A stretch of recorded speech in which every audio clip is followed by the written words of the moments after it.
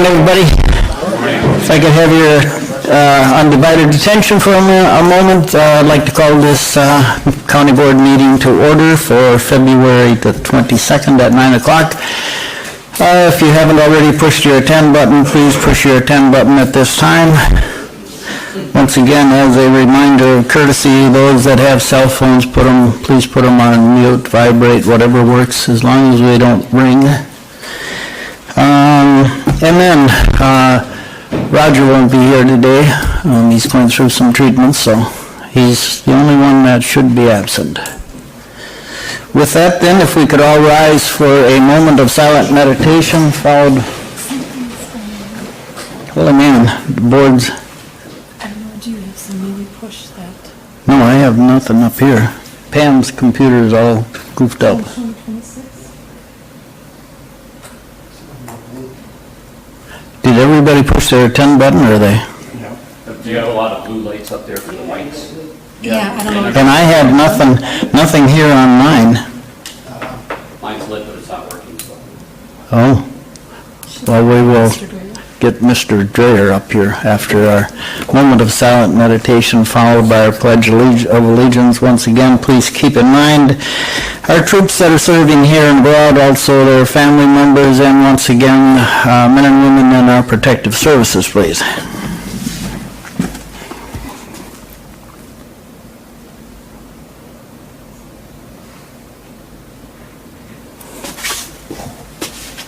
I pledge allegiance to the flag of the United States of America and to the republic for which it stands, one nation, under God, indivisible, with liberty and justice for all.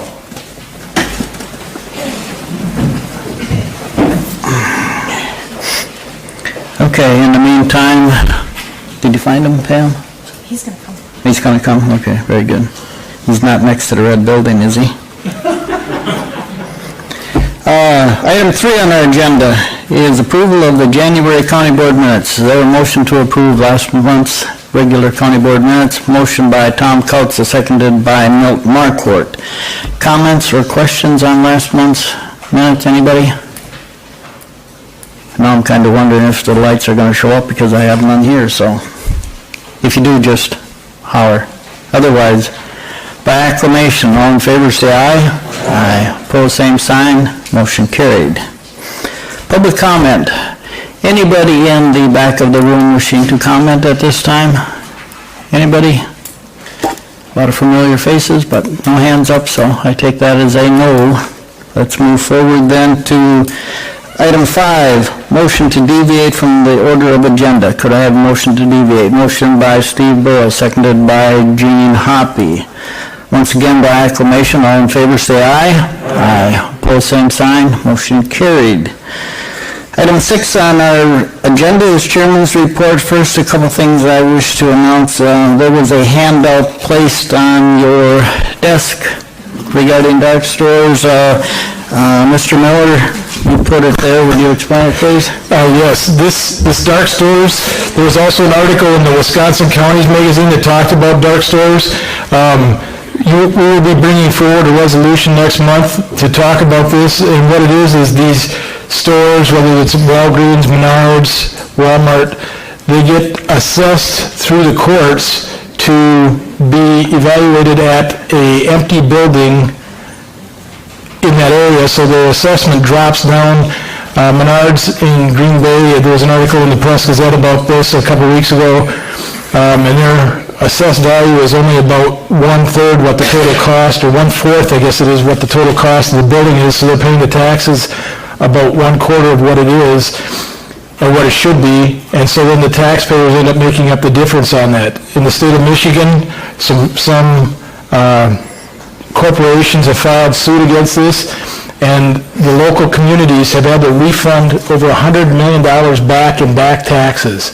So this is something that we need our legislators to take action on, and the WCA is also pushing this, and this is a really interesting article, and it's going to make you just absolutely irate with how corporations are using the system to be evaluated at a empty, vacant building instead of what an active building is. Okay, thank you, Mr. Miller.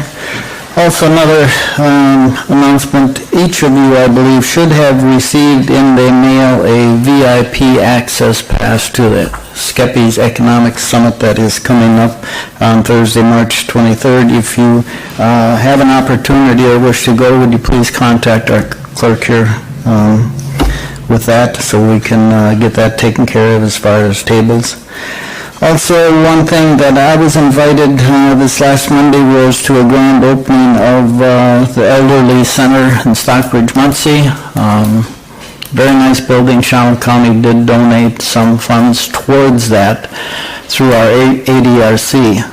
So it takes care of meals and helps with the elderly. Very nice building, very nice that President Holsley invited me, and I was able to speak with her, and keeping the lines of communication open regarding another issue with the Sheriff's Department, so hopefully we're moving on positive ground there.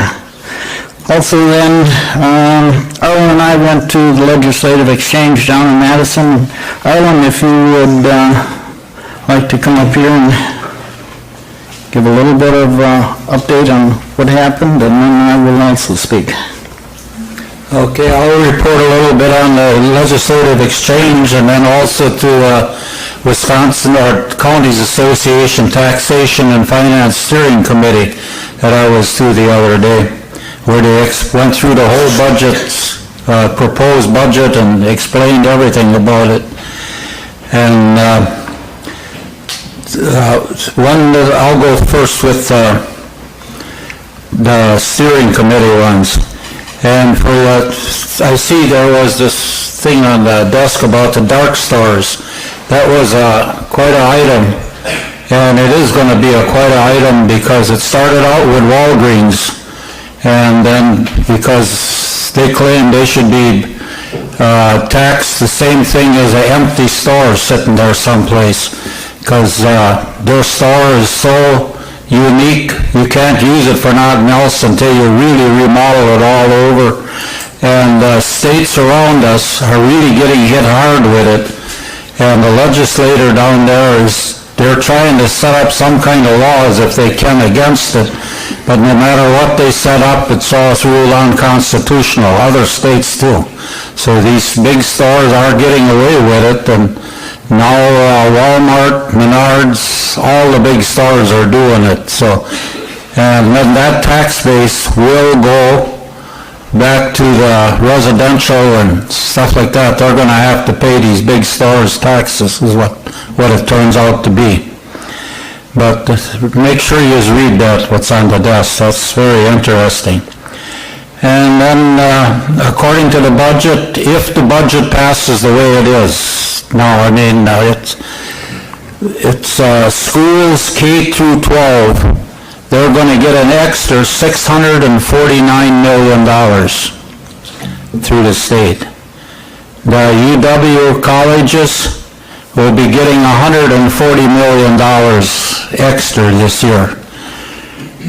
And the tech schools, that tuition is going to be froze, and they'll be getting some extra too. And they're trying to get the tech schools to be taken off the tax roll. And by the end of 2018, it should pretty well be done, that they won't, but the next 2 years it'll still be on the tax roll, but the state will be picking up the tab. And the state is right now, they're proposing property tax elimination. There will be no state property taxes on it. And that includes the Wisconsin forestry tax. I think you remember when we pass our budget, then all of a sudden there comes a quite sizable tax on the bottom for the Wisconsin forestry. And that tax will be gone. That'll be picked up by the general fund. So, did you ever look that up, Brent, exactly what it was? I think it was a couple $100,000 on the end of whatever it was. So, and another thing is they're going to have a full repeal of the prevailing wage from the state of Wisconsin. That means, for highway, for anything in Wisconsin, a prevailing wage will be repealed.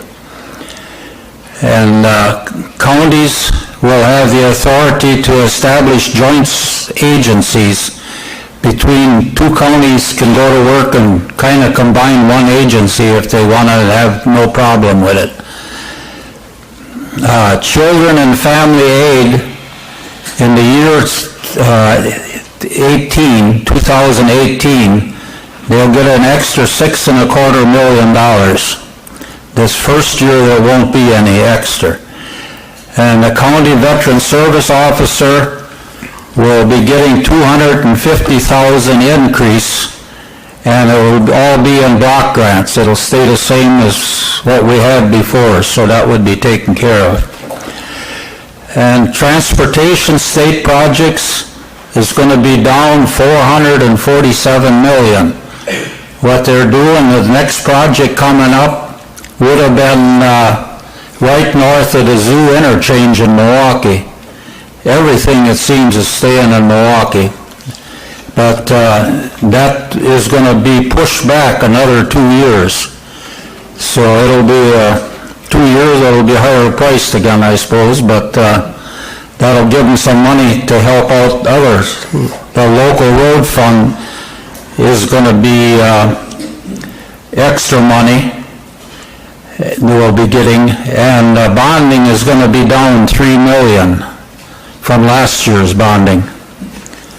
And bridge aid will be up $5 million, and the general aids for transportation will be up 12.9%. There will be no cuts to the county's programs and services like revenue sharing and stuff like that. There will be no cuts to anything for the counties. And then also there's a bill going through about a treasurer's bond. And that treasurer's bond right now locally, I think, is set at $250,000, and that was passed in 1991. So that's quite out of date, and they want to raise that now up. There really was no price tag on it, what they wanted to raise it, but they figured at least $500,000 because the treasurers are taking in so much more money than what they did in 91. And it happened, I guess, in Chippewa Falls, wasn't it? Where that treasurer took off with a whole bunch of money, over $1 million. And right now, the local townships and that have to sign a resolution stating anything over the $250,000, if that's taken off with by the treasurer or something, they will go good for it. That's a lot of money sometimes, especially you're talking, you collect $500,000 taxes and you only got a $250 bond, the township's got to come up with $250,000 bucks. And so far, this is about the only place that I know of where that happened. And then down at legislative session, there was quite a bit of talk on, but the governor come and explained said his budget, how it pertains to the counties.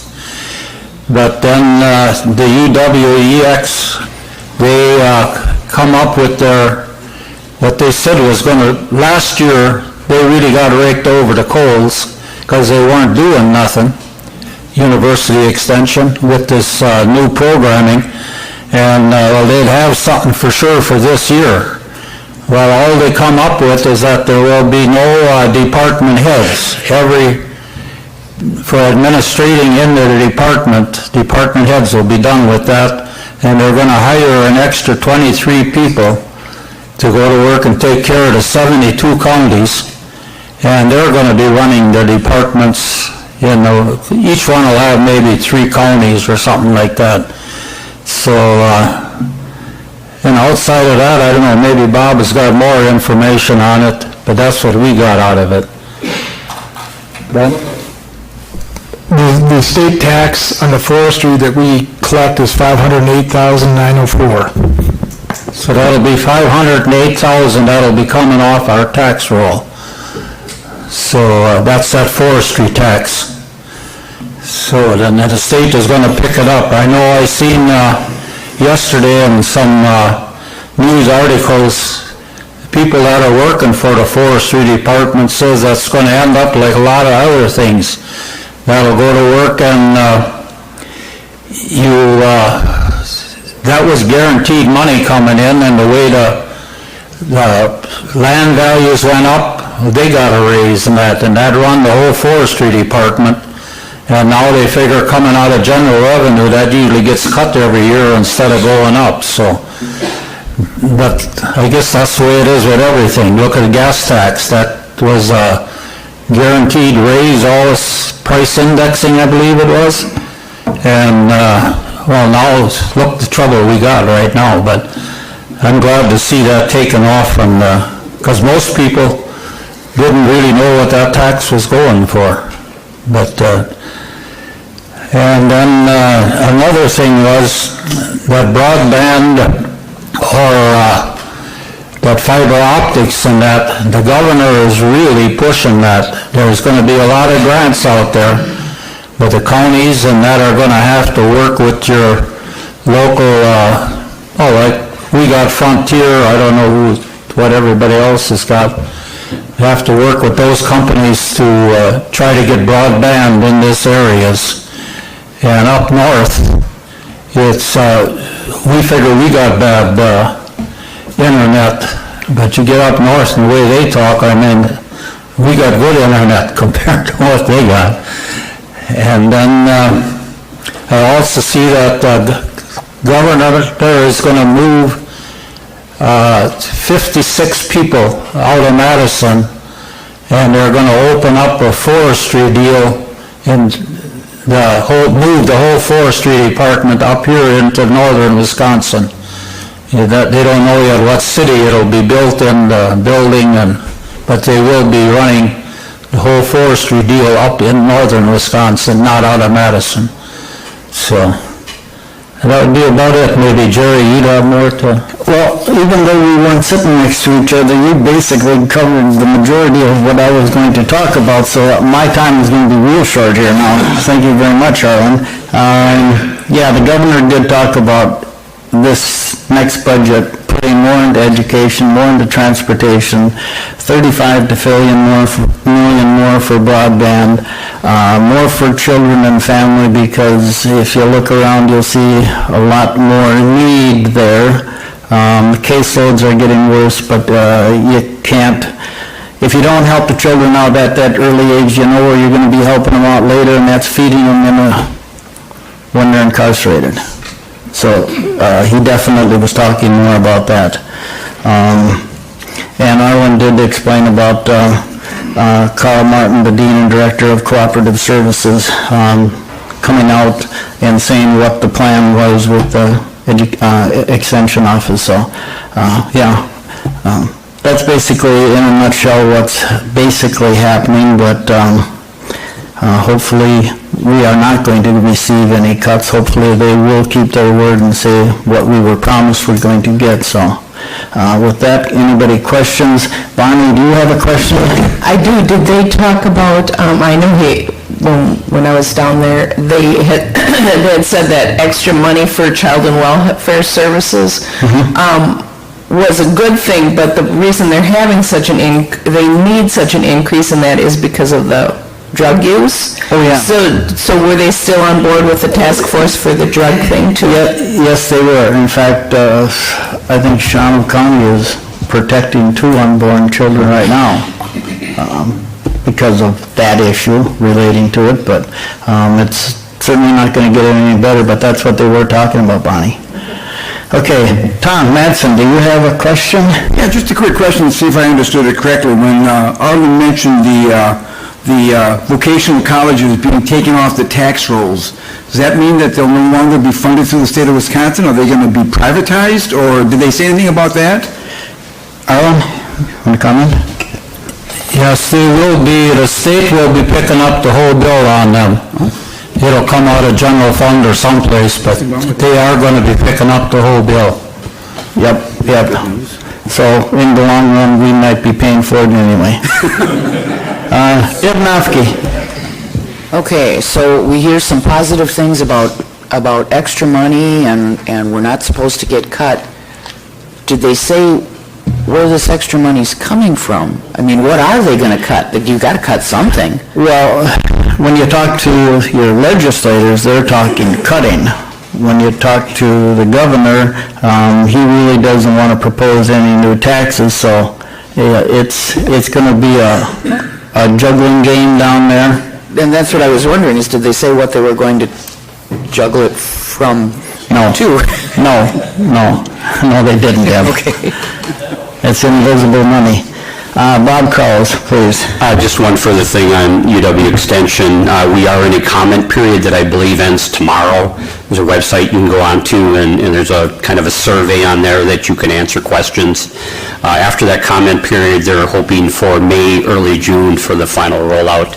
Their fiscal year is July 1st. They want to be in place by then, so Okay. thank you. Thank you, Bob. Okay, anybody else? Otherwise, we're moving forward. Okay, let's move then forward to item 7 on our agenda, petitions, communications to the county board. We have Dennis Halen, who's our Chief Economic Development Director at Skeppy, give us a brief update on what's happening over there with Skeppy. Emphasis on brief. Dennis? Thank you very much. Welcome. Good morning.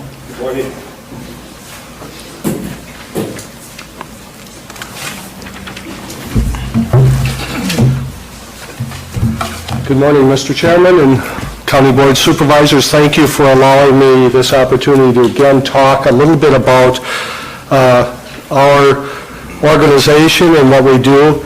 I often think about the need to repeat as an educational tool, because I did a fair amount of hopefully education in my lifetime for communities and groups. So to step back, I'd like to just briefly remind everybody what the mission of economic development of my organization is, and that's to enhance the quality of life of people living and working in Shawano County, to foster a healthy and diverse county economy, and to create and retain jobs. And how do we do that? Well, we do that by supporting economic development and job creation efforts of communities, businesses, tribal, local governments, county governments.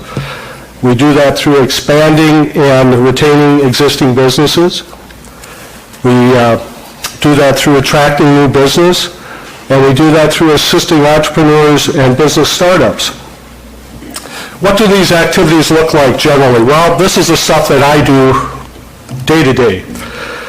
In supporting economic development efforts of the local communities and businesses and tribal and government leaders and our strategic partners, I work with the municipalities in Shawano County.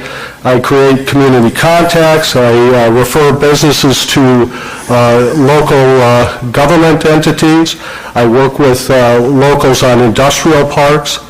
We provide a resource to communities on tax incremental financing.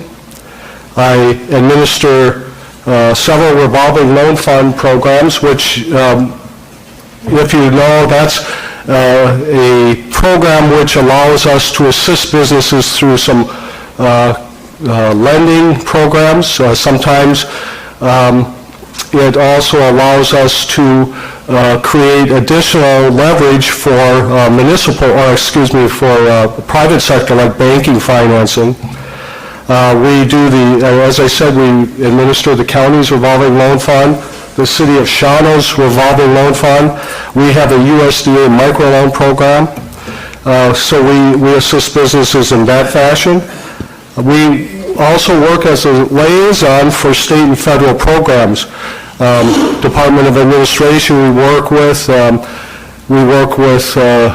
housing and urban development, USDA, I don't like throwing out acronyms all the time, but most of those are pretty common.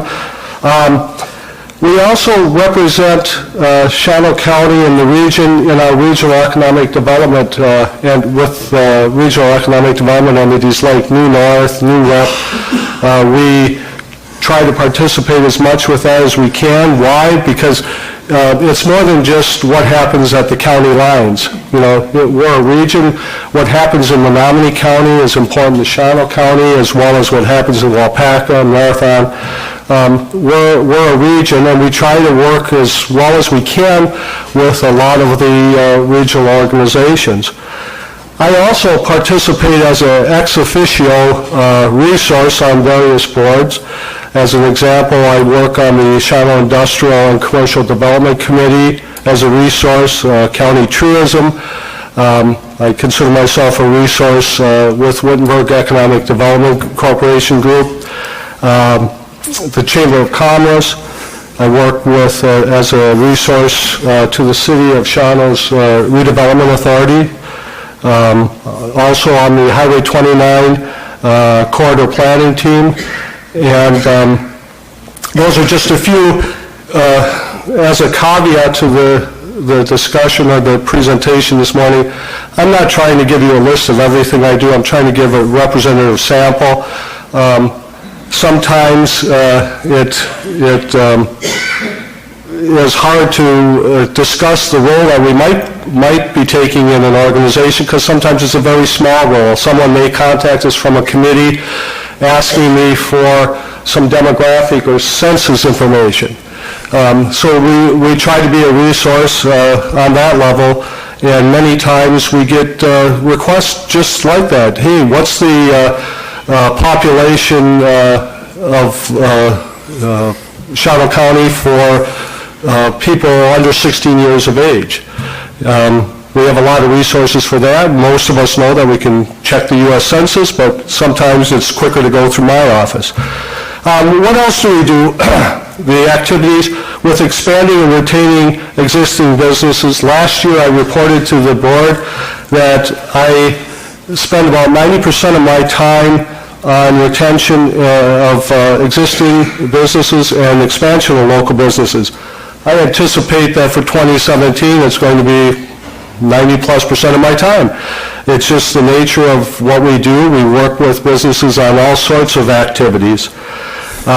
With regard to Vision 2017, with the expansion and retention, we did, and the project with regard to Vision 2017 on the facades and grant program, we did 56 projects, and we're wrapping that up. We're winding down. I believe we're down to about the last $3,100 or $3,200 in that program. We did 56 projects, 45 separate businesses. And we did projects in Eland, Wittenberg, Shawano, Town of Richmond, Town of Westcott. So we really were able to assist businesses countywide and worked hard at it. We're really excited because through that program, we saw businesses invest $1.42 million. So almost $1.5 million in renovation. And that's a pretty good return on the investment, considering our total grant pool was around $177,000. The bulk of that, those dollars went to labor for local contractors. So when we look at it, we normally use our rule of thumb is 50% of the funds were used for labor. So obviously, if you just quickly calculate on 1.4, you had $700,000 in labor that was for local contractors. 99% of the materials purchased were purchased locally. We also, this last year, we worked with Shawano, Menominee, and Stockbridge emergency management professionals on a project that was developed for safeguarding our businesses from disasters. We had a series of 6 workshops. I believe we had 114 attendees and 21 or so separate businesses. I have to say that working with Natalie Easterday. Shelley Williams and Roger Miller was really a pleasure. We have a great resource in our emergency management professionals here. I think the program went very well. Part of retaining and working with existing businesses is to making sure that they get prepared for disasters.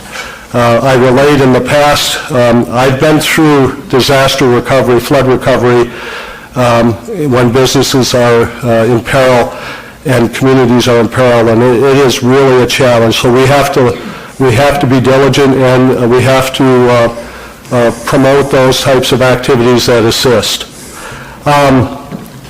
In addition, the area that we do work in is attracting new businesses. Of course, that is the high visible, the activity that most of us are thinking about. It's probably the most publicized part of our work, and it really is a challenge because there are expansion projects happening with our local businesses, and when we work with new businesses coming to the area, we have to work with site selectors from all over the U.S. As an example, a recent site selection project, we worked probably well over 4 months with the site selectors, and with the assistance of the city of Shawano and others, we were able to cite a new business in Shawano County. You'll find all about that at our upcoming summit. The cat is out of the bag. Someone relayed to me, we were going to keep it a secret that Bellmark was doing a presentation at our summit, but somehow that got out. And anyway, we'd love to have you there. They're going to talk about their project. They're anticipating 125 employee new jobs over the next 3 years. They will be talking about their project, their business, but they're also going to talk about why Shawano County. And I think this is a good way for us to get a handle on what businesses outside the area are looking at. In addition, for attracting new businesses, we constantly provide updated information to sites that list properties in the region, located in Wisconsin, location 1. That is one of the areas that we spend some time on. We spend a fair amount of time assisting entrepreneurs and small businesses and startups with everything from what permit do I need, how do I get an FEIN number, do I need to register locally, do I have to get some type of permit or registration for doing business. We also connect businesses with various programs like SCORE, UW Extension. We have resources of consultants who can assist. So we work a lot with small businesses and startups. What are we going to be doing in 2017? Of course, all of those things, and we are working on a project for destination branding. What is our brand? What's our region?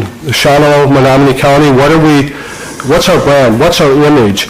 So we're going to be working with an outside firm to take a look at the reasons people would invest in our communities. Why will they live here? Why would they relocate here? Why do they visit here?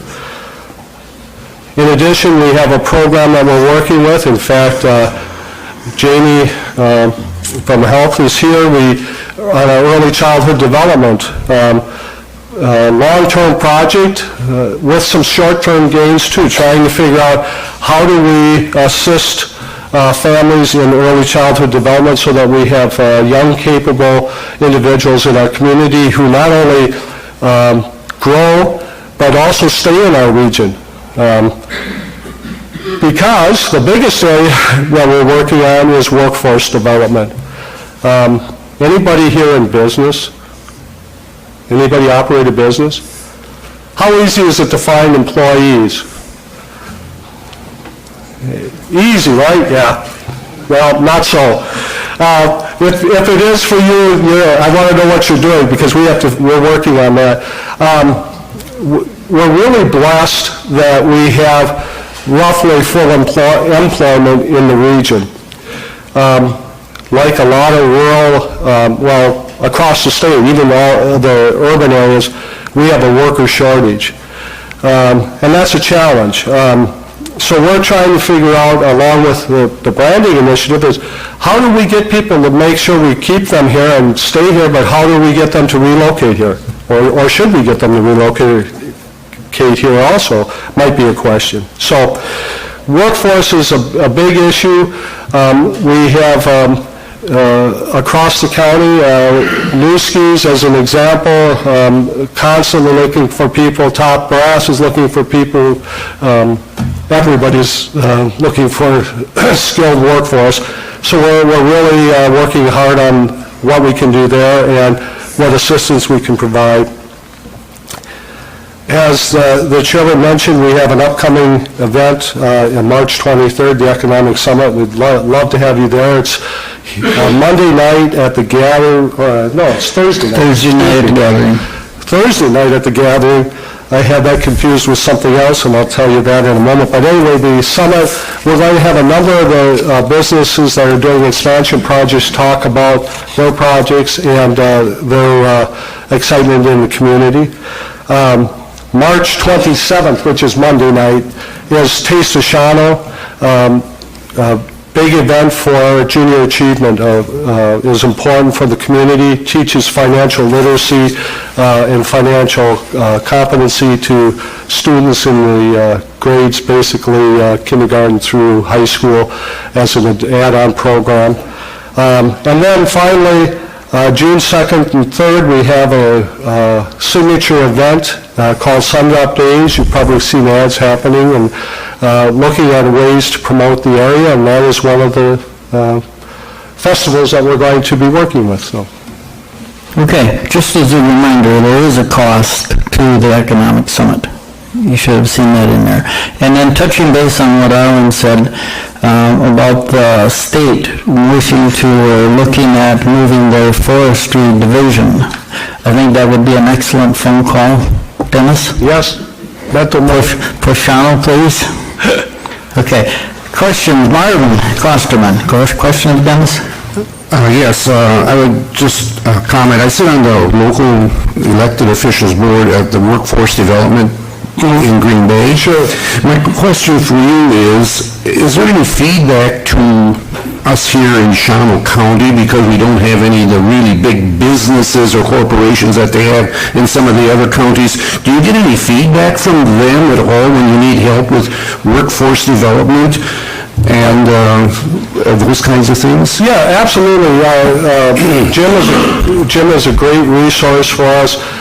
We've been out to a number of businesses over the time that I've been here. Little Rapids paper as an example, where we went out to discuss and work on workforce issues. We get a lot of information through the Bay Area Workforce Development Group. If we have questions, which, I'd love to think I have all of the answers, but if I have a question, I know that I can reach out to them as a resource, especially on the trends in workforce. Just recently, we had to reach out to them on the changes in manufacturing. Probably most of you are aware of that. In manufacturing, the big trend is to more automation in equipment. Because we have a labor shortage, one of the things that's happening is businesses now are looking at expansion activities based on the equipment that can be labor saving. So we were trying to get information on what that means to the skill sets necessary, because when you increase your technology or your equipment, there's new skill sets that have to be. So we reached out to them for that information. The other comment I had is that the State Department of Education is planning a new program that's feeding down into all the schools, that they are trying to get students, even as low as fourth grade, I think it is, to plan careers, a career planning type of thing. And the objective of that is, not all kids are college-bound. And some students that they're having that they want to have concern with, that some of those students might be eligible or that they would work and stay locally and help the workforce development. Yeah, and in fact, a number of years ago, when I first got here in 2013, we worked with the local technical college on a tour program, taking high school students into local businesses so that the students can see what's out there, what kind of jobs, because when we talked with students, we heard this over and over. Well, there's no jobs here for me. I like computers. Well, we have dozens of businesses that utilize computers, and, so we really worked hard at getting students engaged in that. Which also brings up, we have a school-to-work program, which we really promote, getting students into the workforce in their junior and senior years of high school. We found that the retention rate is really exceptional. Once they graduate from high school, I believe the number, and I don't want to be quoted on this, but I think it's like about 81% of those students stay with that business that they interned with. And that's critical if we're trying to keep people from leaving the area. So, and one of the other things that we try to do is make sure that we don't have the best-kept secrets. We have a lot of businesses that are really unknown to the general public, and we're really working hard at trying to get the word out about those. I'm thinking of like Timber Pro as an example, talking about forestry and that industry combined with technology and computers. That's a great industry. So. Is that it, Marvin?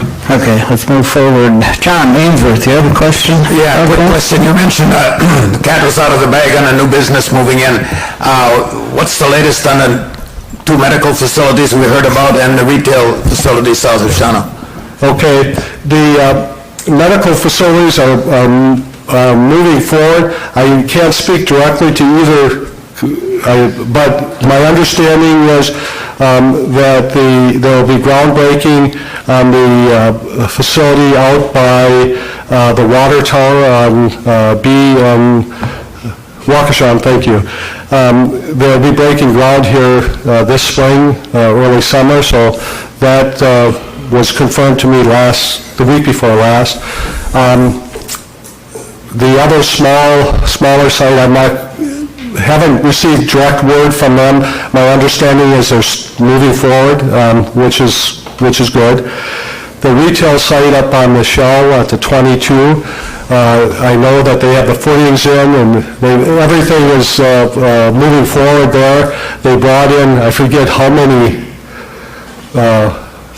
tens of thousands of yards of fill to fill that site. So I saw the footings in, I actually looked at that the other day. So they're moving forward, they're looking for tenants. That's about 12,500 square feet. John, is that it? That's it. Okay, thank you. Anybody else? Question of Dennis while he's here. Was a little longer than brief, Dennis, but go forward and do good work now that, we got Timber Pro. That goes with forestry. Get on that phone to the state and do some magic. Thank you, Mr. Thank you very much. Thank you for your time, I appreciate it. Okay, let's move forward then on our agenda. We are at item 8. We have ordinance number 1-17, please. Pam? To amend ordinance 1-96, no smoking on county property. Now therefore be it ordained by the Shawano County Board of Supervisors in session this 22nd day of February 2017 that the definition of smoking in section 2.02 of ordinance number 1-96 be amended to include the underlined language as follows. 2.02, smoking means possessing or carrying a lighted cigar, cigarette, pipe, or other lighted smoking equipment, and also includes any electronic nicotine delivery system, known as ENDS, such as e-cigarettes, vapor-producing nicotine devices, aerosol-producing nicotine devices, and similar products. Be it further resolved that the penalty in Section 5.01 of the ordinance be amended from not more than $25 to not more than $100, submitted by the Board of Health and Veterans Service Committee and Administrative Committee. Could I have a motion to approve this? Motion by John Zwizik, is there a second? Second by Amy Zeinert. John, do you have a comment on this one? Yes, I would like to offer an amendment to this ordinance to add the word activated to the ordinance so that it reads, it also includes any activated electronic cigarette. In other words, a person can carry an unlighted e-cigarette, like a tobacco cigarette, but not use it. Okay, so you're wishing to insert the word activated Right. after any, Right. correct? Okay. Is there a second? Okay, seconded by Deb Nofke. Comments or questions on this amendment, please, anybody? I see none. Pam, are you ready? Oop, light. Kevin, Conrad. Does this include the fairgrounds, or? Tony? I thought we had excluded that, but I had to pull the original ordinance to verify that. But this wouldn't change whatever the current status quo is. It would simply add. Because the fairgrounds and say the county park for campers? Yeah, again, I'd have to check the original ordinance. Okay. It's back in 1996. I don't know what the county board did back then, but I could verify that. Pardon me? I'm pretty sure that will. That was my understanding as well. I believe you're excluded. Okay. Any other questions on the amendment, please? Okay, and if you are in favor of that amendment, which is just adding the word activated, but after any, you would vote A. If you're opposed, you vote nay, please.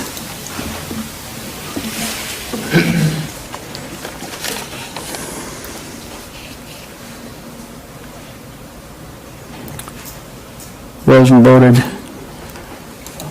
Kathy. Okay. 26-8-0 nays, so the amendment is adopted. Moving back then to the original ordinance as amended. Anybody have a question? Okay, Deb Nofke. Yes, that was a valid question that came from the other side of the room, is do we know that the county park is included, excluded? Do we know if the fairgrounds is included, excluded? And shouldn't we know before we vote on something like this? But this doesn't bring that question into play because, this is just adding e-cigarettes to the status quo. So we're not changing anything in any other section of the ordinance. If I believe that it had been excluded because I think out at the fairgrounds and out at the county park, people it's considered outdoors, so they can go ahead and smoke. But I can certainly take a look at that if you want to address it for next month. But again, this change doesn't alter anything that we have been living under since 1996, other than adding e-cigarettes to the equation. Okay, thank you, Tony. Deb, is that it? Oh, Deb? Well, I don't know. If we maybe are changing something because it says no smoking on county property, but yet we have little areas where they're allowed to do that, and... Well, it seems like Tony says, if we have this in a ordinance already and we're just adding the word activated e-cigarettes, I don't think that's a real big deal. We can always, what the county board approves, the county board can disapprove. Do we issue tickets on this now? Have we ever issued citations? You mean for the smoking ordinance overall? Yeah, that would answer as to where it applies, wouldn't This it? started back in 1996. I am not sure what happened in the last 21 years concerning it, but again, the Board of Health and the Administrative Committee wanted to address this singular issue of e-cigarettes. If you want them to take a look at all the other parts of the ordinance and who it applies to, and if it applies to the fairgrounds, that's not something that is properly noticed for today's purposes, but you could certainly ask that we take a look at it. My understanding is that the fairgrounds and the park are excluded from this. And that seems to be the consensus. If other issues come up regarding the use on those properties, we can certainly address those in the months to come. But for today, this is a linear issue, again, that doesn't change the status quo. It just adds to what we're already doing.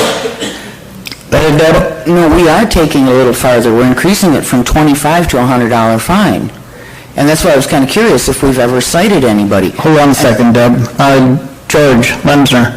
I can let you know from the past ordinance, we've never cited anybody on the fairgrounds as a towing park ordinance, so I don't believe that's included in the ordinance. I think the only time anybody's been cited is right when it came out, and that was probably in the courthouse. The current forfeiture is like $169, and this would be up to about $260. Well, that's a little different than 25 or 100. You mean by the time court costs and everything are on there? But that 25 and 100, those are basic, once you add the court costs. The 25 is like $169. If you raise it to $100, it's going to raise it to about $269, and that, somewhere in that area.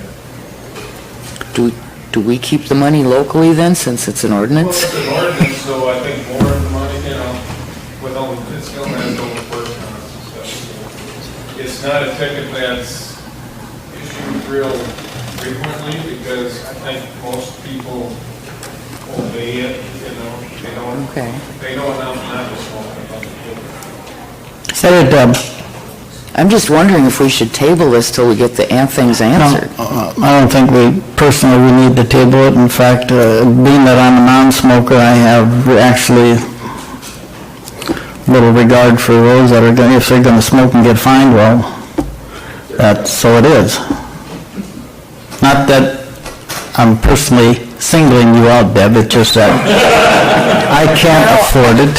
Yeah, but I'm thinking of somebody that doesn't know. I mean, I don't think park or something, I don't think it's going to really make much of a difference here, like Tony said.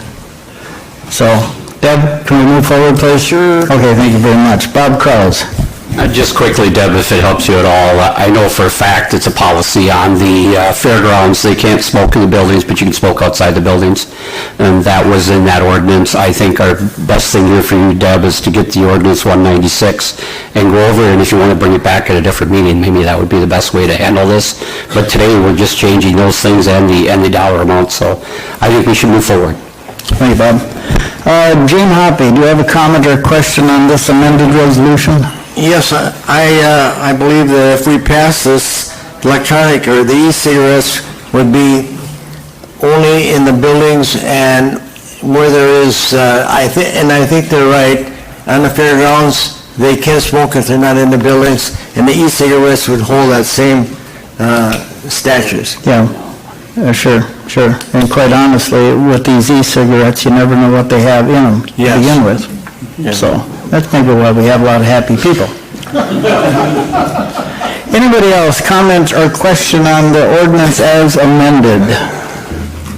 I see none. So if you are then in favor of ordinance number 1-17 to amend ordinance 1-96, which has also been amended, you would vote A. If you're opposed, you vote nay, please.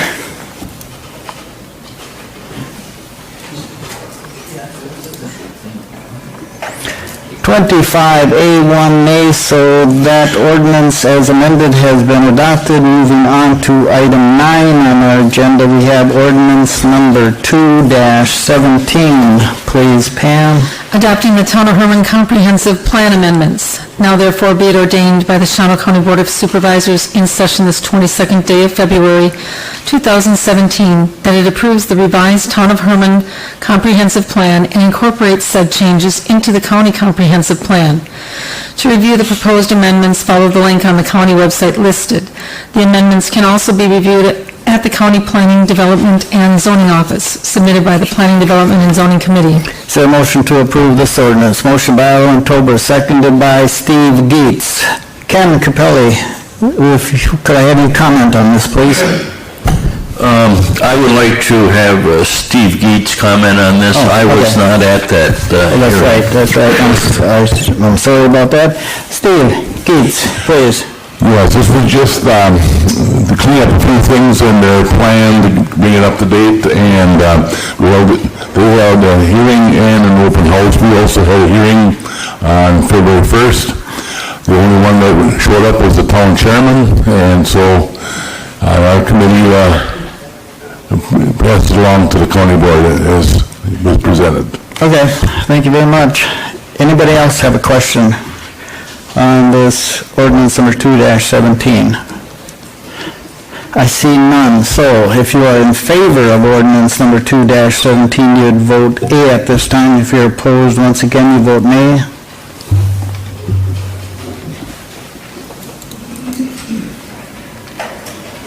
(26A, 0 nays), so ordinance number 2-17 has been adopted. Item 10 on our agenda, we have resolution number 5-17. Please, Pam. Approving placement of the administrative coordinator position on the wage scale matrix. Now therefore be it resolved by the Shawano County Board of Supervisors in session this 22nd day of February 2017 that it approves placing the administrative coordinator position on the pay plan matrix at grade T, step 7, 2,080 hours annually, effective March 1st, 2017, submitted by the administrative committee. Is there a motion to approve this resolution? Motion by Kathy Lipke, seconded by Bill Swatala. Comments or questions? This, originally, our administrative coordinator was not placed on the grade metrics because Carlson Detman recommended not putting it on there, because at that time we had a part-time. If they were going to put it on there, excuse me, this is where it would have been probably listed. So it certainly falls in line, I believe, where it should be. Correct, gentlemen? Tony? Yeah, I would just add, it's not probably, it's where they did ask us to put it, but at that time, as you mentioned, it was in the state of flux, and now it isn't. Very good, thank you, Tony. Deb Nofke, do you have a comment or a question on this? I thought part of the rationale was then that the administrative coordinator would be more objective on the remaining scale and grade if he was on his own different thing. Of course, then that counts on the administrative committee realizing he needs an increase every now and then, I guess. Is that where we're going here? Would you please say that again, Deb? At the time, when we excluded the administrative coordinator, I thought it was supposed to be that he would be more objective as to looking at where the rest of the employee base fell. What is going to change that? Because he's still going to be objective, even though if he is on the matrix. Because now any increase proposed for the matrix is his increase too. Which by rights it should be. Before he wasn't, but you know, hopefully everybody deserves a raise. So yeah, now that he is on the matrix, like Tony said, this is where Carlson Detman would have put him. I believe it is well within this board's right to give him that increase, which he denied originally. The administrative committee wanted to give him an increase, and he denied it, stating he wanted to prove himself. Well, I don't personally know who he had to prove himself to, because I think he's more than proved himself in the time he's been here, that he has saved more than his salary numerous times, so. Not arguing that, Jerry, because I thought the administrative committee was the one that was supposed to review that and determine what was appropriate, and I think that we did when he took on the duties of the finance director. There was a lift given there. It's just, one of the committee members thought it should be more than anyone else thought, and Brent said, no way.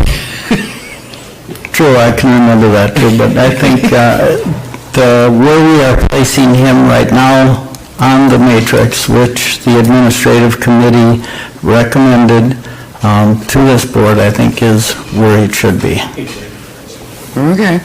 Go ahead, Tony. As far as the objectivity, the administrative committee and the county board is the one who determines whether the grade matrix is ever changed.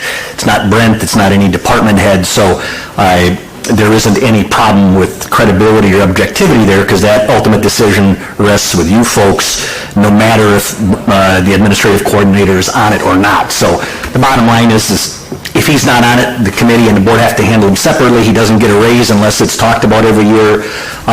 Most counties have the administrative coordinator on the matrix, and it would seem odd not to follow Carlson Detman's recommendation in this case, since the position has been solidified.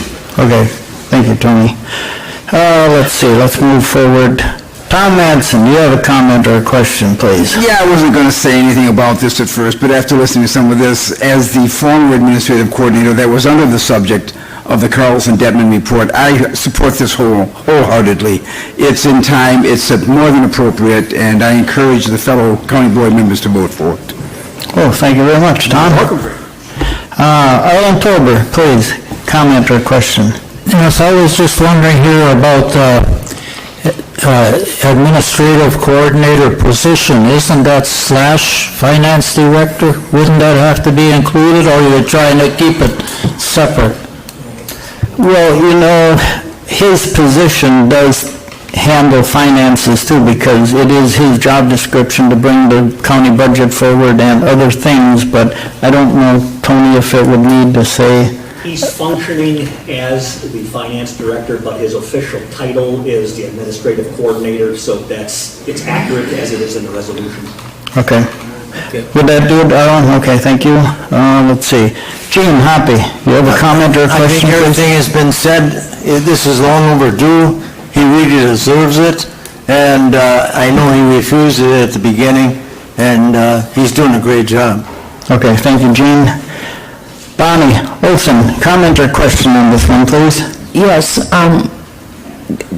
what happens now with, I know that Brent worked to get things organized in his department and combining finance, and there were times that he got, I guess, quote, bonuses because he took on extra work for a short amount of time or whatever. So what happens if there's some reorganization and he has to take on extra? How do we move him then? Or how do we, I mean, is it just a case-by-case basis or? I think it would be, Brent has demonstrated, he's willing to step up and do what he has to do in that department. Definitely. He's one more step in achieving possibly the department he wants, once that next position gets filled. But I think once you get those individuals like we have with the finance person, deputy finance director, that will help take some load off from Brent. So by securing this on the scale, because he's not on now, he did not get a raise this year? Is that what you're saying? Pretty much. That's exactly correct. And by securing this, he's going to get a raise along with the rest of the staff? True. Okay, Tom Kotza. The only thing I was going to say is this actually puts him on par with all the other employees for the county. It does. We did for everybody else. We supposedly went anonymous with Carlson Detman, and they assigned, along with the duties, what the pay rate should be, and then this justifies what his pay scale is, in my opinion. It's not like where they can always complain, say if it was a corporation, well, the CEO, he's special, he gets different treatment. In this case, it's not. He gets the same treatment as everybody else. True. We have documentation with him now being on the scale. Anybody else comment or question regarding resolution number 5-17 at this time? I see none. So if you are then in favor of resolution number 5-17, you would vote A. If you're opposed, you vote nay, please.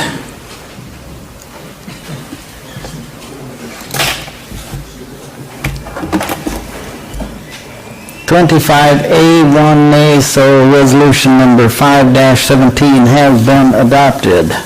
Moving on to item 11 on our agenda is resolution number 6-17. To approve the Shawano-Menominee County's All Hazards Mitigation Plan.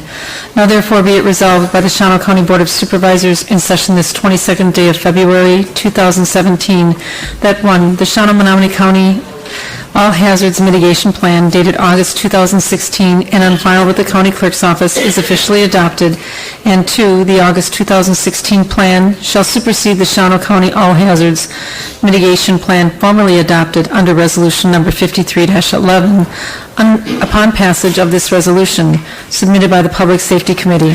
Is there a motion to approve resolution number 6-17? Motion by Amy, seconded by Mark Boland. Comments or questions, please? John, would you care to comment? Otherwise, I'll get... Who? Natalie? Would you please come forward? I think we can eliminate a lot of questions.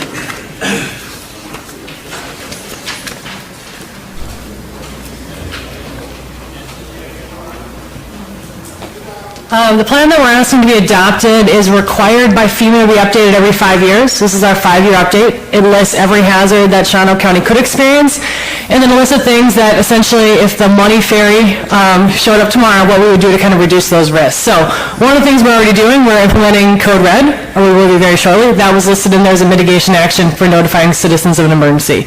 We talk about storm shelters and those items. So that's what's addressed in this plan.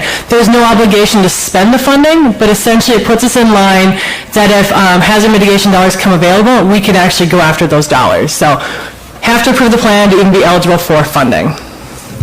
Okay. Anybody have a question? Oh, Kathy Lipke, please. I just want to make one point about the Code Red. This morning, Greenway, Brown County, it was in the news how they're going forward, and there was a blurb that Shawano County will be going with it also. Oh, wonderful. Thank you. Okay, thank you, Kathy. Anybody else? I see no red lights, so if you are then in favor of resolution number 6-17, you would vote A at this time. If you're opposed, you vote nay, please.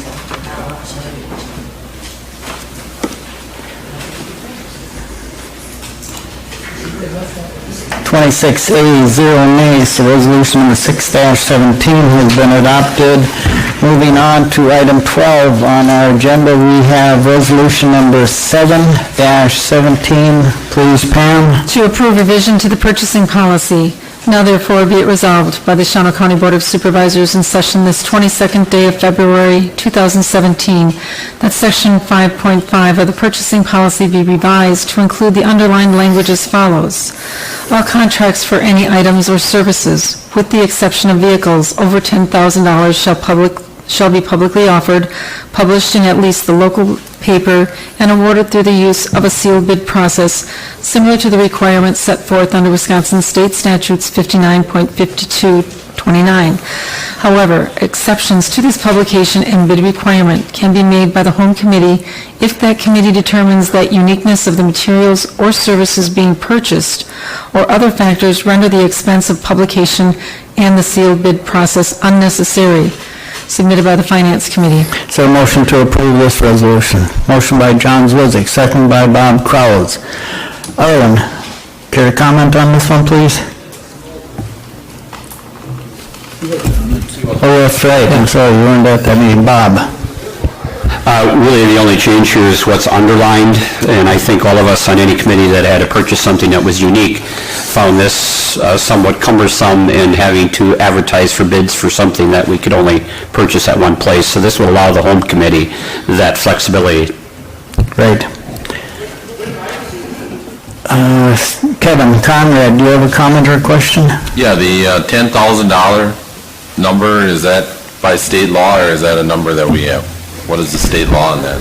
As you recall, we passed this purchasing policy in primary part back in the summer of last year, and that $10,000 didn't come from the statutes. It's just something the board and the departments thought was the right place to put that. And I just want to make something clear, too. We don't have the whole purchasing policy attached because it's kind of long, but this applies to purchases that aren't otherwise required to be bid under the statute. For example, we have what's called public work projects that if they're $25,000 or more, they have to be bid. This applies to things like technology services that aren't public works, that don't otherwise have to be bid.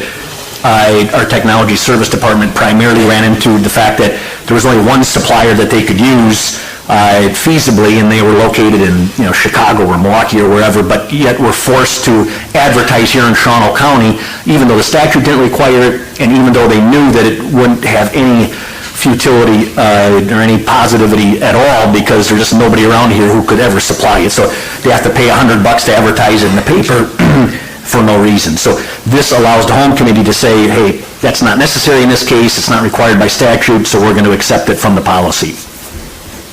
Kevin, did that answer your question? Okay, thank you. Let's see, Arlen Tober. Yes, when I was to that meeting the other day, then Kyle Christensen from Wisconsin Counties was saying that there's quite a push down there in Madison, and it is going around to get a bill going that, like for putting in the minutes and that, if you put it like the county's got websites and that, things change over time. And like with the website, you maybe would have to put like the minutes on there, plus another place in the county, and that would be about it. And also this stuff here is all included, like the bidding stuff, they're going to go through now and try to make a list of what has to be in the newspapers and what can be done on the county websites and that. So it will be a whole different change in your bidding. This has really nothing to do with the $10,000, but it is going to be changing. It is, because the bill is circulating with a lot of support. Oh, okay, thank you, Alan. Dennis Knack, you have a comment or question on this I just had a resolution? question. You can still use the sealed bid process? Yes. Yeah. Certainly, yes. Tom Madsen, do you have a comment or a question on this resolution, Yeah, please? just a quick comment. Anything to expedite government is good. I've worked in government for 30-plus years, and, if there's one thing that's bad about government is that its wheels grind ever so slow. If we can expedite it by keeping it at the committee level, I'm all for it. Okay, thank you, Tom. Anybody else? Okay, I see no one. If you are then in favor of resolution number 7-17, you would vote A at this time. If you're opposed, you would vote nay, please.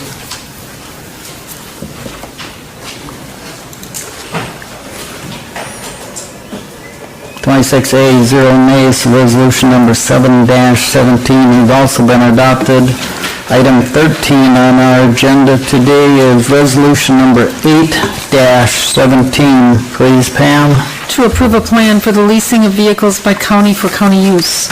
Now therefore be it resolved by the Shawano County Board of Supervisors in session this 22nd day of February 2017 that it approves pursuing a fleet lease agreement with Enterprise Fleet Management Incorporated, including the terms set forth above in this resolution that are incorporated herein by reference. Be it further resolved that the Finance Department Division shall be responsible for managing the fleet agreement with quarterly cost reports to the Finance Committee or as otherwise directed by that committee, given the newness of the program, and the County Board Chair and County Clerk are authorized to sign the lease agreements consistent with this resolution, submitted by the Finance Committee. Is there a motion to approve this resolution? Motion by Gene Hoppy, second by Amy Zeinert. Mr. Miller, please. This is a program that several counties throughout the state have moved to, and right now in Shawano County, we pay about $140,000, $142,000 for employees to use vehicle mileage. The vehicles, and I have several departments that are very excited about this, that will be using a lot of these pooled vehicles right now, and it provides us with a chance to have vehicles that are well-maintained and are put up for sale at the end, and we get that money back. But this way, we are projecting to save $46,000. One of the advantages of having someone is the deputy finance director that comes from a multi-billion-dollar corporation to figure out the return on investment, because also at her corporation that she was at, they also lease the vehicles. We will charge back at 35 cents a mile to departments, as that's in the fiscal note, because some of the vehicles are coming in at 33 cents and some are coming in at 39 cents of what we lease them for. So this will be reimbursing this. This actually gives departments the money that they had budgeted for their mileage for individuals. It should carry that out a little bit farther for the use of the vehicles. Any questions? Any questions of Brent? I think the Finance Committee's been looking at this, and I think if we wish to get started, this is a good way to get started here. It's not a whole lot of vehicles, but at least we'll have some documentation, because I know there are some individuals that we are paying quite a bit of mileage to reimburse every month, so hopefully this will lessen that. Bob Kraus, you have a comment? And the other caveat to this is the company assured us that our local business auto dealers or whatever that normally supplied us with vehicles will get the credit for these vehicles that are being leased through, so we're still keeping it local. Sure. Thank you, Bob. Anybody else? Comment or question on resolution number 8-17? Ken Capelli? Yeah, I would just, I read this before, on the administrative and financial code, that the departments will be using their 1% carryover. Not on this resolution. That's for the PD&Z maintenance. And Parks is not using it. They will be using a equipment fund that they have. I don't remember what the name of the specific of it is. This only applies to the pool vehicles right now. But the resolution that we'll be bringing forward for those other departments is that they will be using their 1% carryover. Okay, and the 1% carryover, if you were to use that, or that would need home committee approval, wouldn't it? It does, but what we're going to be doing, Ken, is billing back, because these are the pool vehicles that will be used, not by PD&Z, not by, this would be for Tony or myself, Health Department, UW Extension. These are for them, for employees, any department in the county, if they had to go to training or something like that, rather than us paying, these are the pool vehicles, and there will be a staff in my office that will maintain and keep track and track the logs and schedule the oil changes, excuse me, and do the required maintenance, rotation of tires and stuff like that is required. Rest assured, though, that this doesn't approve the using the 1%. You'll get an opportunity to review that at the county board meeting next month to make that determination. Thank you. Is that it, Ken? Okay, thank you. Anybody else? Comment or question on resolution number 8-17? Deb Nofke? When we still had separate social services departments and DCP, I remembered going through, they were paying some incredible amounts per mile for some of the workers to go and check on people, and it looked like it was going to work out better to actually purchase a vehicle rather than paying the per mile rate. But there you could bill back the programs that you were going and making all these miles for. And oddly enough, it did work out that way for those vehicles, and those are excluded from these discussions because of the bill back so far. The only thing I'm having difficulty with is we saved so much there because there was an entity or a program to bill back. Here there isn't on most of these. True, Brent. But it will be billed back to departments that use it instead of paying mileage. It will be billed back at 35 cents per mile rather than paying an employee 53.5 cents per mile to use their own vehicle for the same mileage. So it'll be interesting to see if this works out as a savings. If it's anything like it worked in social services, it should, which is... Okay, well, Deb, this is small enough, I think. Let's get the documentation. Is that it, Deb? Okay, thank you. Tom Madsen. Just real quick, this is a win-win for both the county and the employees. Again, as a former county employee, you put a lot of miles on your car serving the public, and you really don't get any money back. you don't make money on the mileage situation. You lucky if you break even. So for the county and the employees, it is a win-win. Okay, thank you, Tom. Anybody else? I see none. So if you are in favor of resolution number 8-17, you would vote A. If you're opposed, vote nay, please.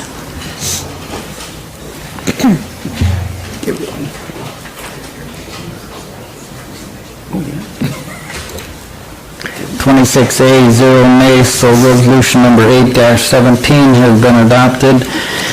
Item 14 on our agenda, we have resolution number 9-17. Please, Pam. To carry over up to $28,000 for purchase of a food service van. Now therefore be it resolved by the Shawano County Board of Supervisors in session this 22nd day of February 2017, that up to $28,000 be carried forward from the 2016 budget to be placed in Cost Center 27001 for the purchase of a food service van, lift equipment, and installation, submitted by the Public Safety Committee and the Finance Committee. Could I have a motion to approve resolution number 9-17? Motion by Mark Boland, seconded by Richard Furfecke. Comments or questions, please?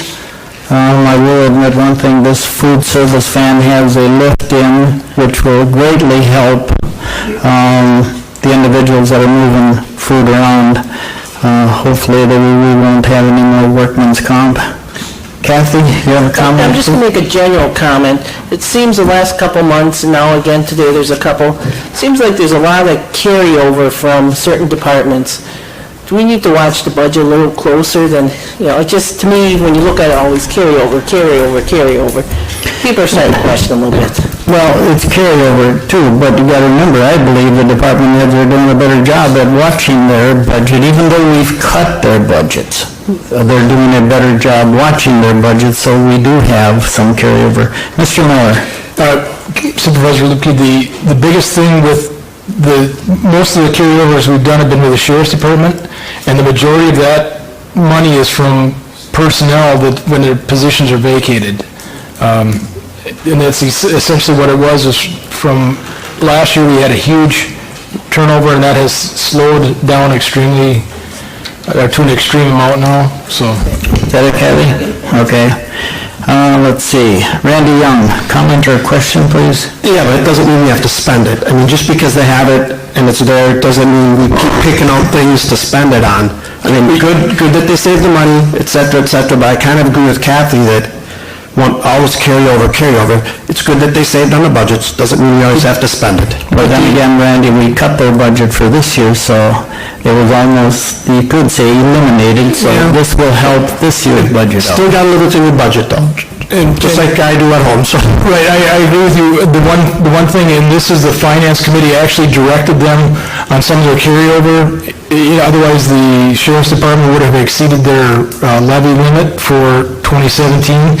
The committee actually directed them to go back and use part of their carryover to purchase some of the things that in order to prevent us going over on our county budget. Yep, in order for them to come in at the number they were required to come in, they were cut. Well, this helped with that. And I understand that, and I don't want to speak for Kathy, but I think her point is that we have budgets, and then what you have is these 1% coming forward, 1% coming forward. Not everybody understands it, not everybody agrees with it, so it doesn't look that great all the time. I think that's the point. Okay, we have the sheriff up here. On that topic of carryover, I think Gene brought it up last time, and I didn't really address that question of carryover. Our budget has been getting cut, and I'm very concerned about it. We've been using carryover to take care of patching our problems and taking care of our equipment. Our training budget, for instance, was at $35,000. It is now at $21,000. It has been being cut every single year.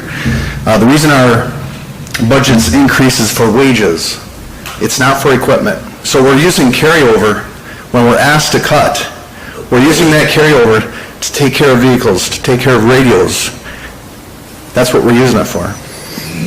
So. There's other budgets to go against it. Sure. So when we're asked to use that carryover to take care of our equipment that probably should have been in the budget, that's how we use it. Otherwise, our Dana Ritchie has been doing a great job with George, taking care of our budget, and we've been able to come underneath budget. But I hope you understand that our training budgets, other budgets that are very important for our deputies, have been getting cut over the past several years, and I am quite concerned where that's going. So, Let's see, Deb Nofke, do you have a comment or question on this resolution, please? Yes. Kathy and Randy, I can hear what you're saying, and the idea is that, how can they have all this extra?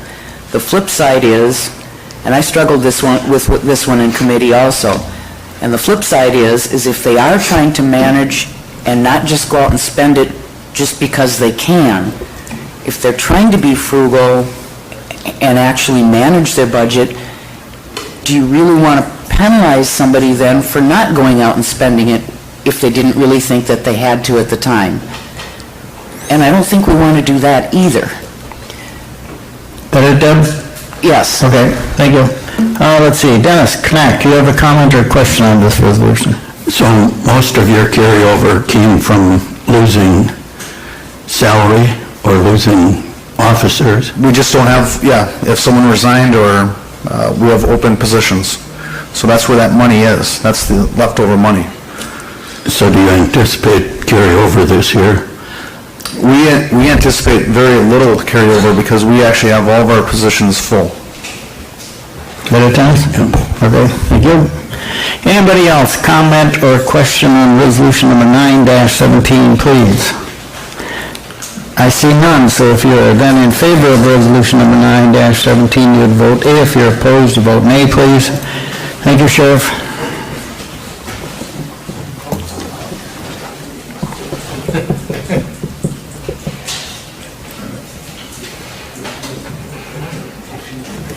Who hasn't voted yet? There we go. 26A, 0 nay, so resolution number 9-17 has been adopted. Item 15 on our agenda, we have resolution number 10-17. Please, Pam. To carry over funds for the purchase of cabinets for the Emergency Management Department. Now therefore be it resolved by the Shawano County Board of Supervisors in session this 22nd day of February 2017 that up to $1,500 be carried forward from the 2016 budget to be placed in Cost Center 21041 for the purchase of cabinets, submitted by the Public Safety Committee and Finance Committee. So, motion to approve resolution number 10-17, motion by John Zwizik, seconded by Amy Zeinert. Comments or questions, please? I know Natalie needed some cabinets, so Natalie, would you please come up here?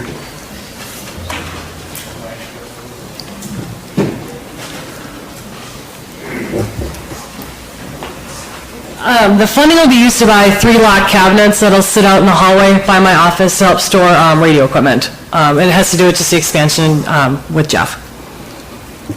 That it? That's it. Anybody have a question of Natalie? Okay, I see none. Thank you, Natalie. Thank you. If you are in favor of resolution number 10-17, you would vote A. If you're opposed, you vote nay, please.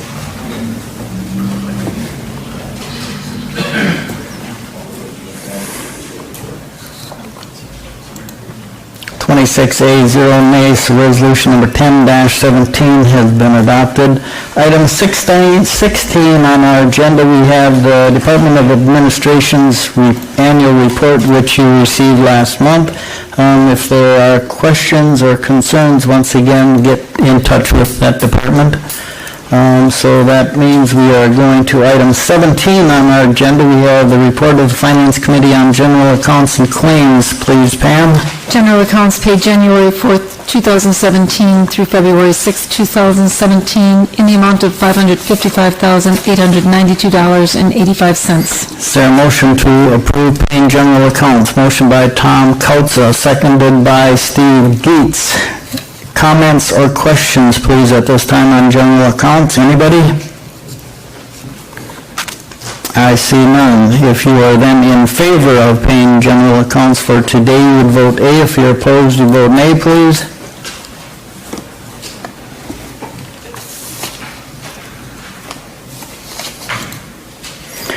A, 0 nays, so paying general accounts and claims have been approved. Item 18 on our agenda is approval of the committee minutes as submitted. Could I have a motion to approve committee minutes?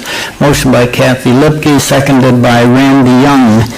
Comments or questions, please, on the committee minutes as submitted? Anybody? Steve Geets.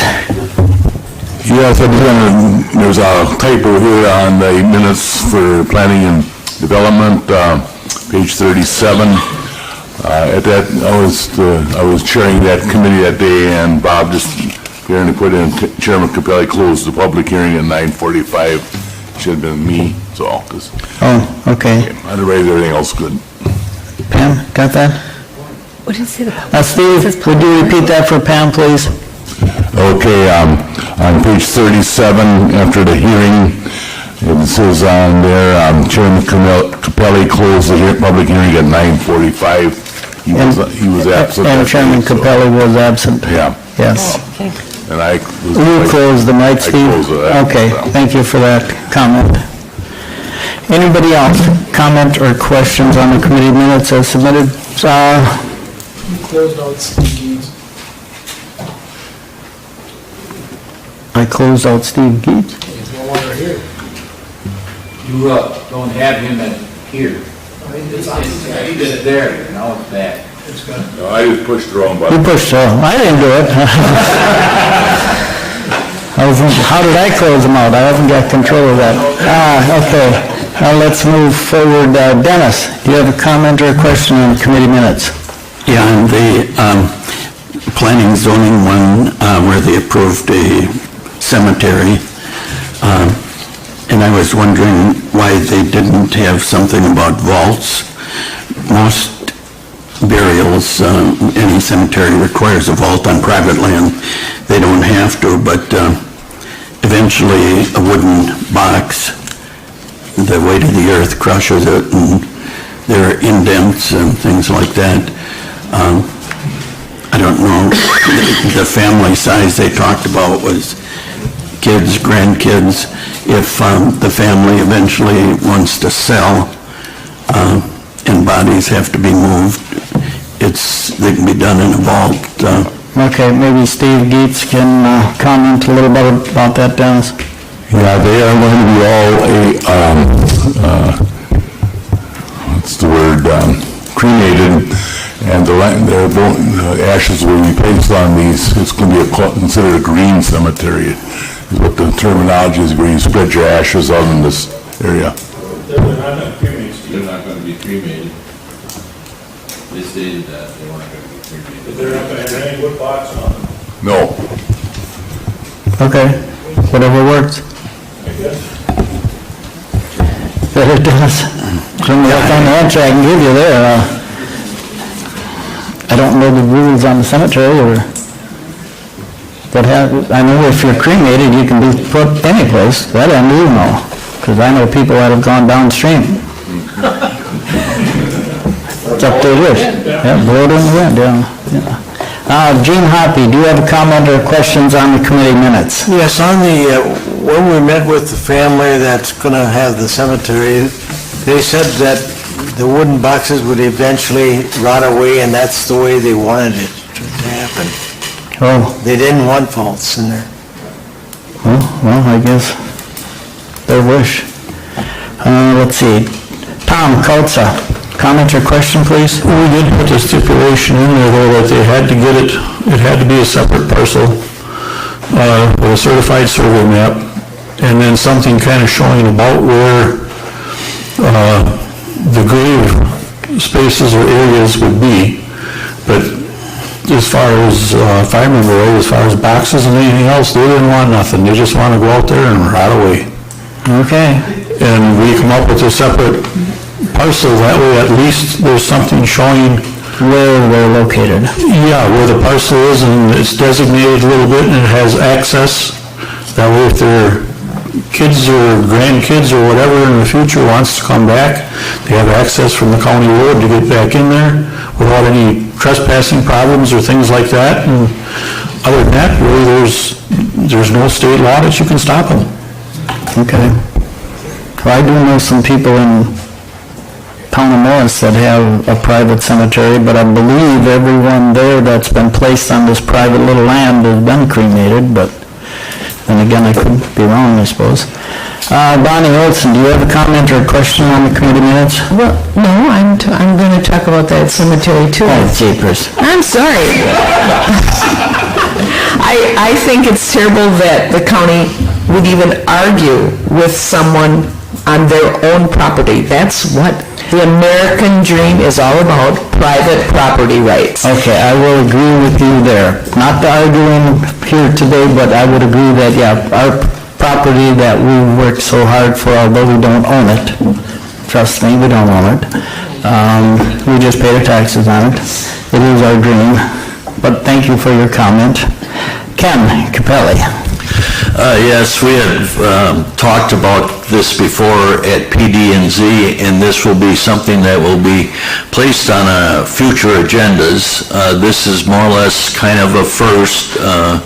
We may be expecting that there might be people following this, and I guess we want to make sure that we got it covered correctly, but this is something that will continually be on the PD&C committee agenda. Okay, so you're breaking ground here and maybe, not, I didn't mean it that way, but anyway, we may be looked at by other counties.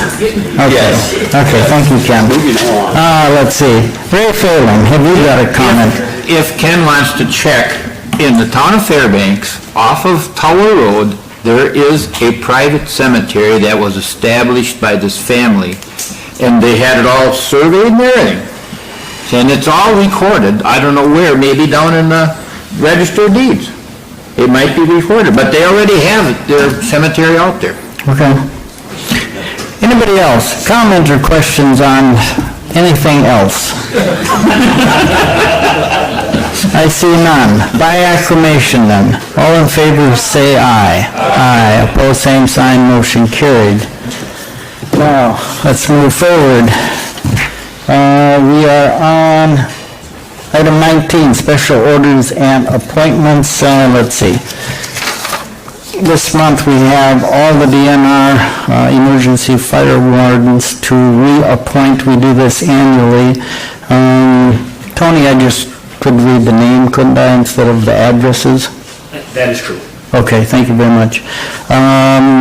Brian Culhane, Jim Zahn, Dave and Dan Bacchus, Dennis Miller, Patricia Miller, Terry Easker, Cheryl Tolfner, Joan Kostlevy, Nikki Buss, and Rob Schrader. Is there a motion to approve these emergency fire wardens? Motion by Randy Young, seconded by Mr. Phelan, Ray Phelan.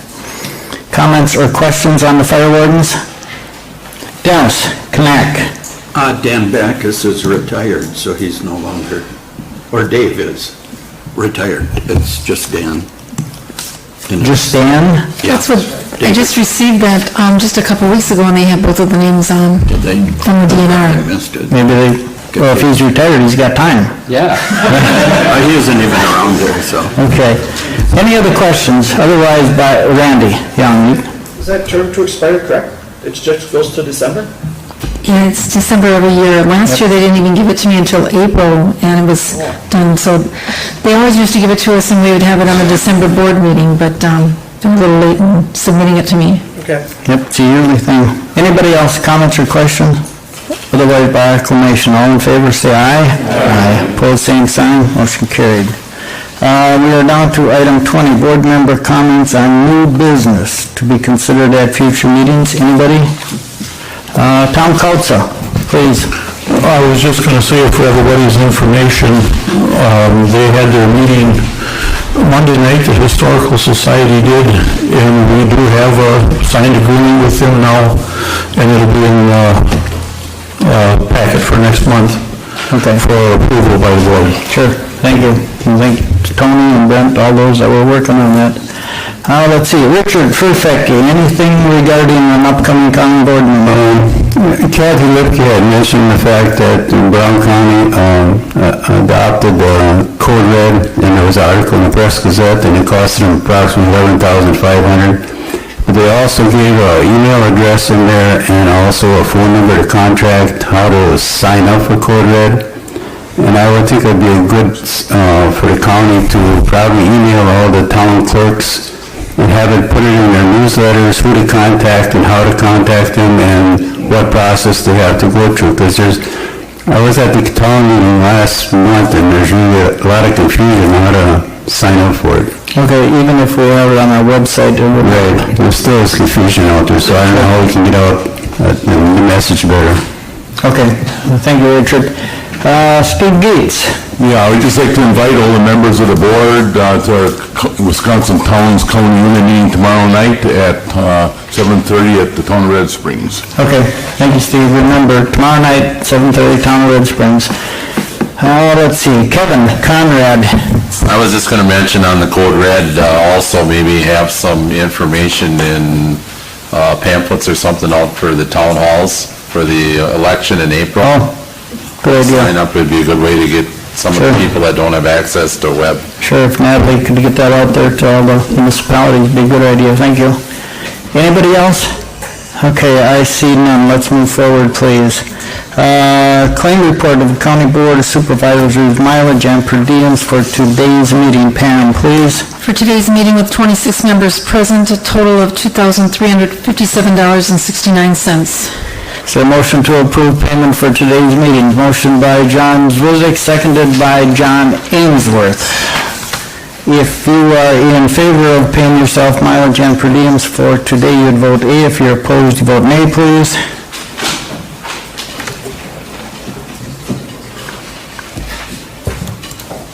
(26A, 0 nays), so mileage and per diems has been paid. Our next meeting is Wednesday, March 22nd at 9 a.m. And with that, is there a motion to adjourn? Motion by Kevin Conrad, seconded by Marvin Klosterman. By acclamation, all in favor say aye. Aye, opposed, same sign. Motion carried.